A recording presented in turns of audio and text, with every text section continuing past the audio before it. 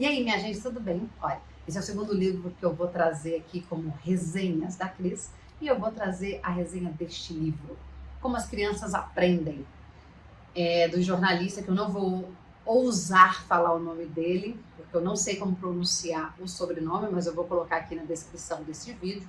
Esse vídeo está sendo publicado no Instagram e no YouTube, por isso que vocês estão vendo ele na horizontal, tá bom? Então vamos lá, olha o sutiã do livro, é muito legal. O papel da garra, da curiosidade, da personalidade no desenvolvimento infantil.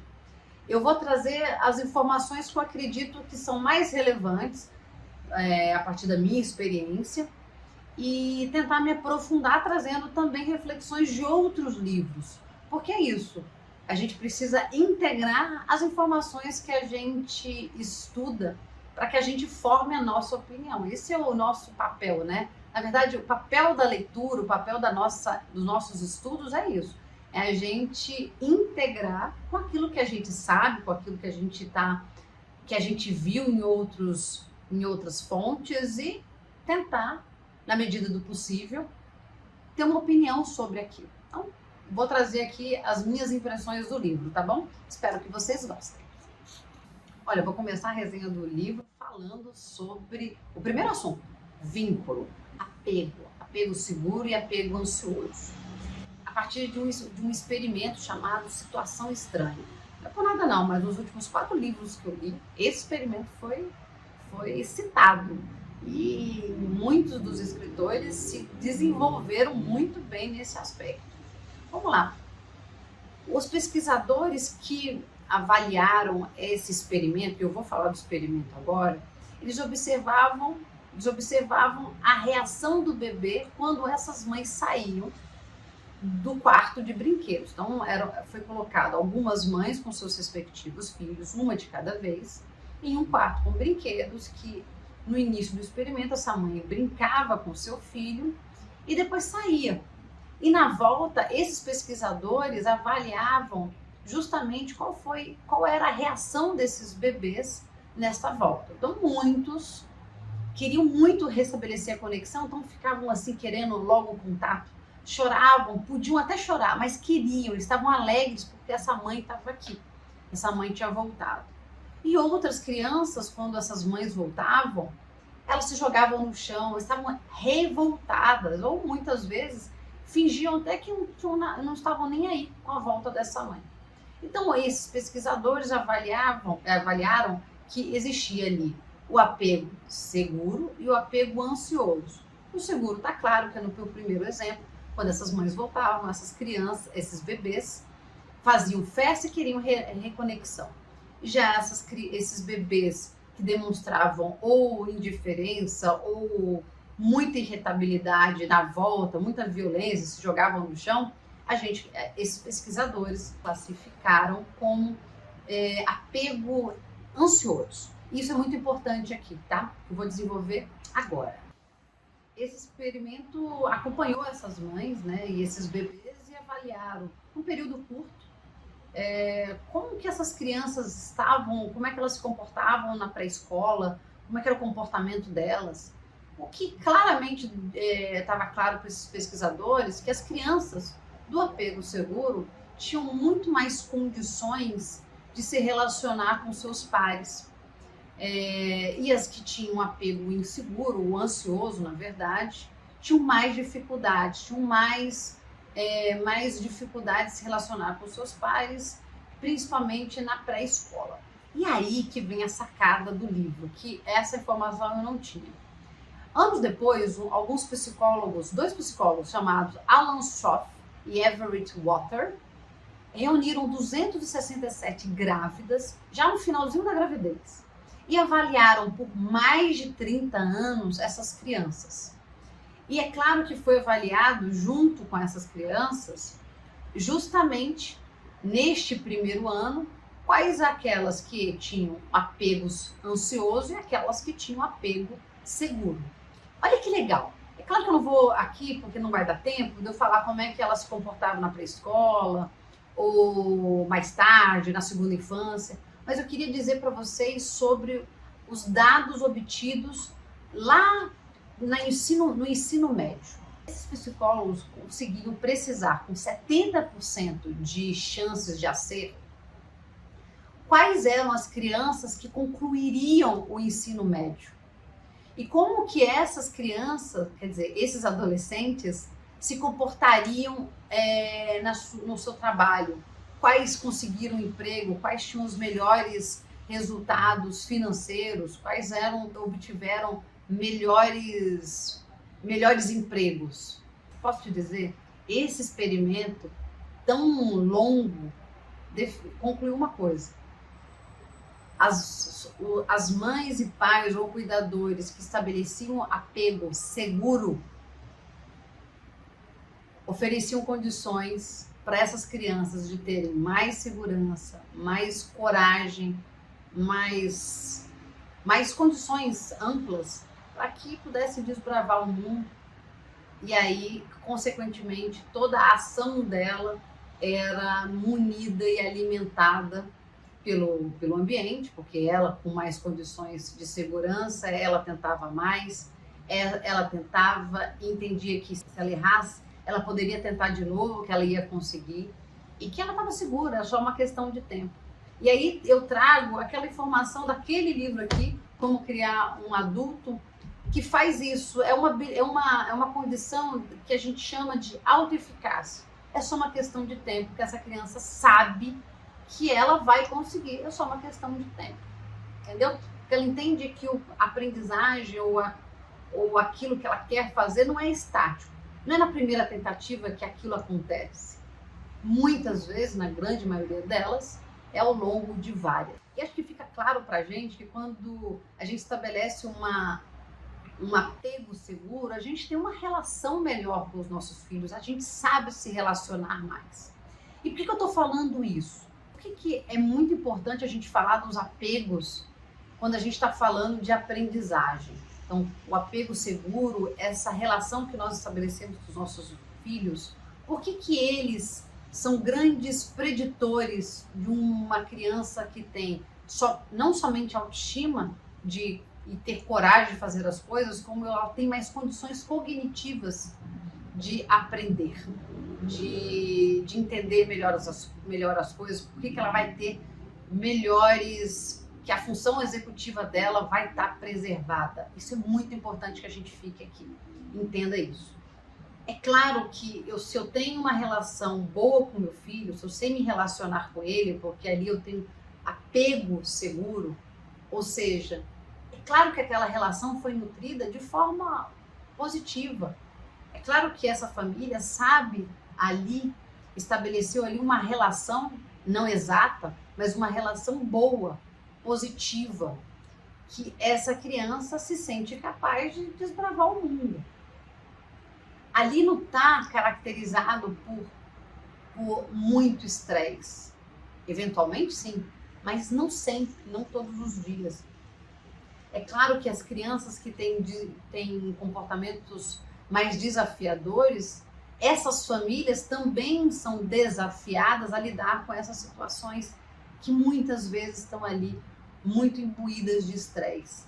É claro que para o grupo que tem filhos com comportamentos mais desafiadores, vai ser impactado essas famílias, vai exigir dessas famílias mais habilidades socioemocionais com os nossos filhos.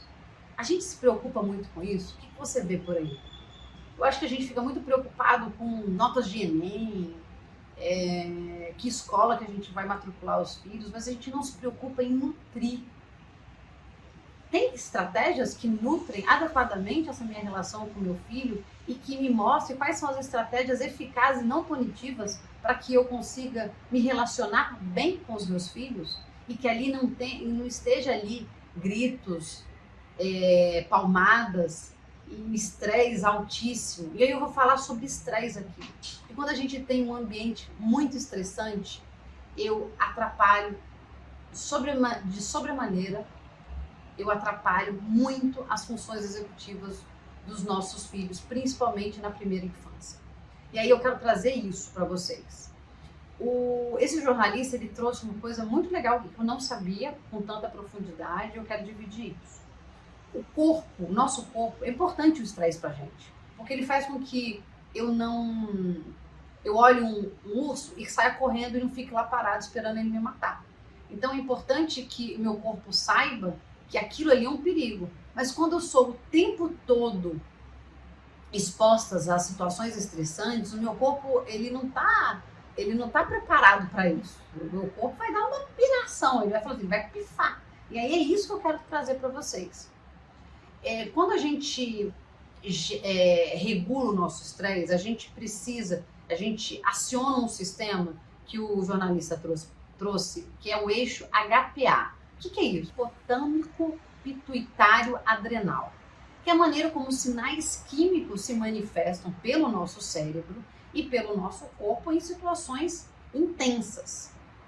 Quando ele se manifesta um possível perigo, a primeira linha de defesa é o hipotálamo, a região do cérebro que controla os processos bioquímicos inconscientes com a temperatura do nosso corpo, como a fome e a sede, por exemplo.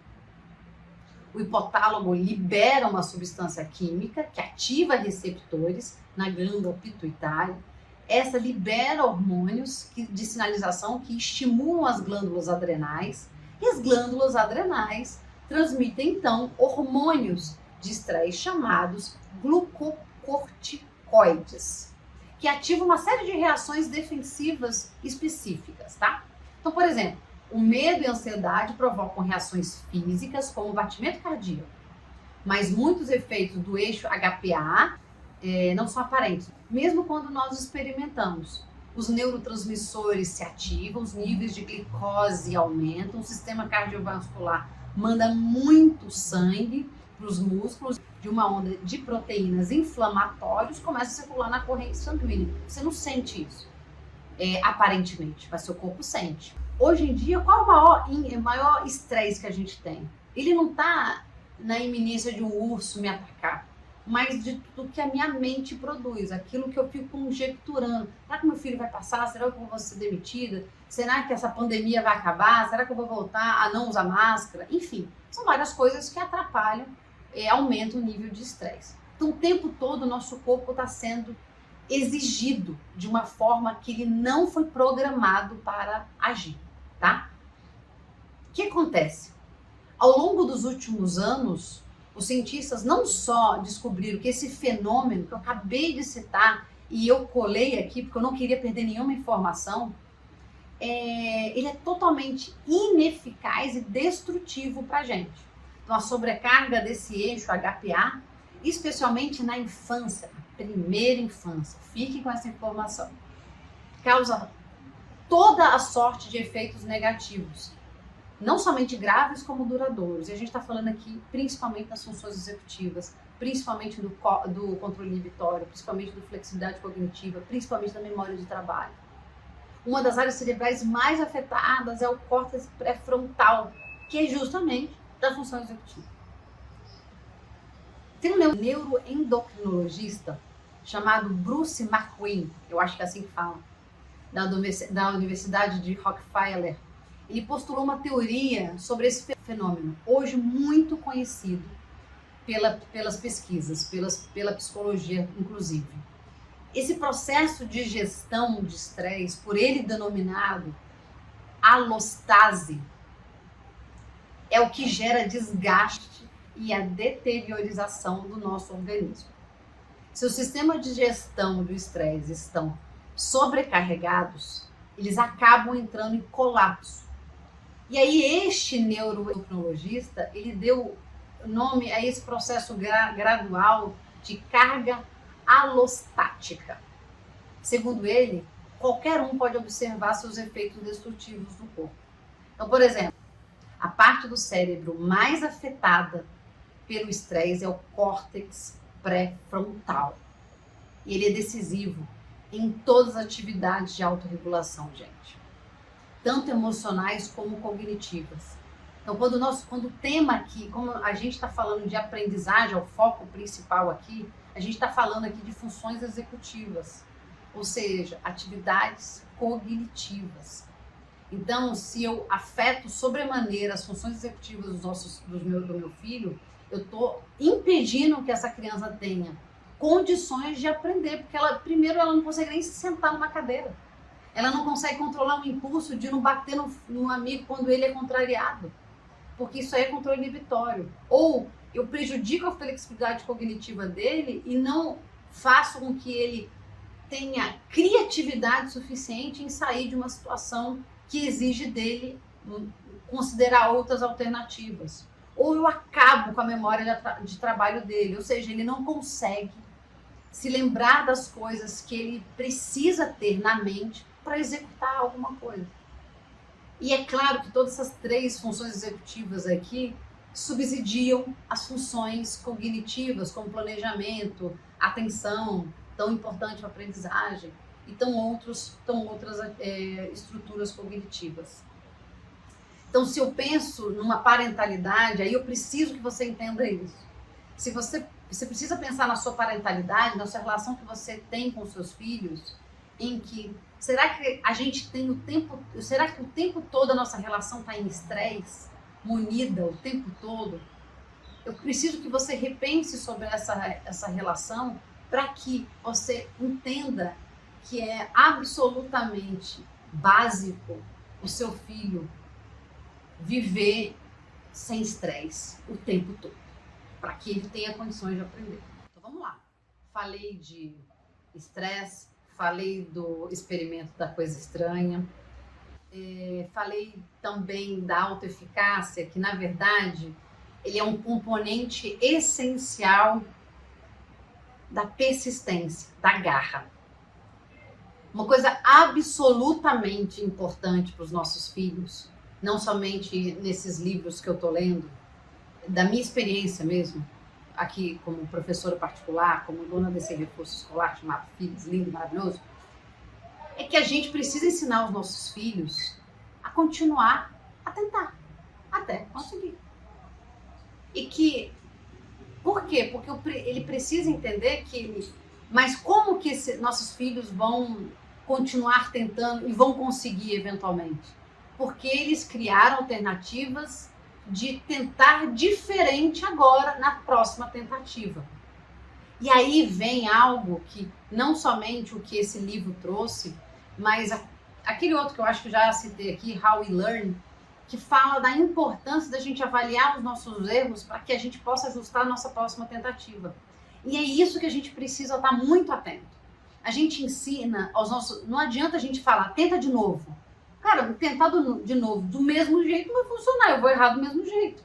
Então é importante que a gente ensine os nossos filhos a tentar de novo, mas mostrando para eles que existem alternativas de execução. E aí é mais uma vez função executiva, que é flexibilidade cognitiva. Então assim, conseguem avaliar, perceber que não basta a gente falar para o nosso filho, vai, tenta de novo, você vai conseguir. E por mais que ele acredite que ele vai conseguir, ele não vai conseguir, porque ele vai tentar na mesma rota. Então é importante a gente considerar que esse avaliar, fazer uma análise do erro, ele é fundamental, ele estrutura a aprendizagem. Tá? Isso é importantíssimo. Eu vou falar com muito detalhamento sobre isso quando eu fizer a resenha do How We Learn, tá? Daquele livro. Mas vamos lá. Falando sobre isso, eu posso trazer aquele episódio da professora, acho que o nome dela é Spiegel, sei lá. Aquela professora xadrez que era mais durona, mas ela era muito engajada, ela amava xadrez, ela amava aquelas crianças, ela era muito interessada por eles, ela acreditava nos seus alunos. Isso é muito importante, porque ela sabia que era uma questão de análise das partidas, com clareza e sem passar a mão na cabeça sobre os erros que os nossos filhos ou que os nossos alunos cometem. Vou explicar isso. Em um episódio, ela conta como que ela fez o feedback, quer dizer, no livro o jornalista conta como que a professora fazia os feedbacks com seus alunos.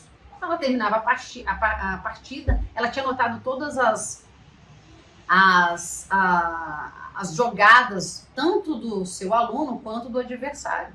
E refazia todo o jogo com ele. Mas fazendo o seguinte, avaliando as jogadas. E avaliando principalmente quando ele errava e quando ele ia mais ou menos. Porque ele poderia ter escolhido um outro jeito de jogar. Mas não, ele escolheu aquela jogada. Então ela discutia com ele. E era dura. Olha, você não pensou direito. Você foi rápido em pensar isso. Por que você não esperou mais e considerou outras alternativas? E isso é controle inibitório. Ela tinha uma coisa muito importante que ela desenvolvia através desse feedback muito importante. Ela ensinava o aluno a ter controle inibitório, então ela aperfeiçoava essa flexibilidade cognitiva, ela treinava isso, porque a criança, quando ela, no primeiro pensamento ela age, a chance dela errar é muito grande, porque ela não considerou todos os aspectos. Então, quando você consegue frear este instinto, essa resposta imediata, você consegue apurar o seu comportamento, o seu raciocínio. Ou seja, você usou o seu pré-frontal, você usou um pensamento mais elaborado, você não agiu de forma imediata. Ou seja, você agiu com o controle inibitório bem afiado. E flexibilidade cognitiva quando ela pedia para, principalmente nas jogadas que ele errava e que ele poderia ter feito melhor, quais são as outras possibilidades? Ela discutia isso. Então, ela não só falava que ele errou, mas ela discutia com ele esse leque de possibilidades. E aí eu acho que é onde a gente mais peca. Não somente como pais e mães, como a professores. A gente não analisa os erros. A gente já refaz o exercício sem considerar o que foi feito antes. Tá, ok, vou refazer o exercício, mas aonde ele errou?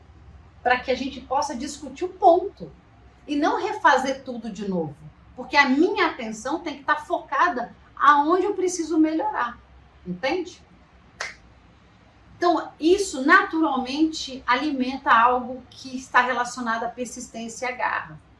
Essa criança, ela se sente capaz de, cara, eu vou conseguir na próxima. Você está alimentando essa persistência, essa garra que essa criança precisa ter. Gente, eu sei que essa resenha ficou longa, mas eu não consigo falar pouco, principalmente porque eu acho que são coisas importantes que a gente precisa discutir com mais profundidade, que num vídeo de Reels de 30 segundos eu não vou fazer isso. Eu sei que lá eu teria mais engajamento, mais views, mas eu não estaria aqui oferecendo o meu propósito, que é fazer a gente refletir baseado em evidências científicas. Vamos sair do achismo, gente. Vamos analisar mais as coisas para que a gente possa oferecer mais condições para os nossos filhos aprenderem. Tá bom? Me fala aí, o que você mais gostou nesse vídeo? Porque eu se eu eventualmente posso me aprofundar mais nessa parte que você mais gostou, eu posso também fazer de um outro jeito essa parte. E também, o que eu não fui tão clara aqui que eu posso refazer ele no próximo vídeo. Tá bom? Obrigada, tô adorando, tô aprendendo muito com vocês e aprendendo com as minhas resenhas também.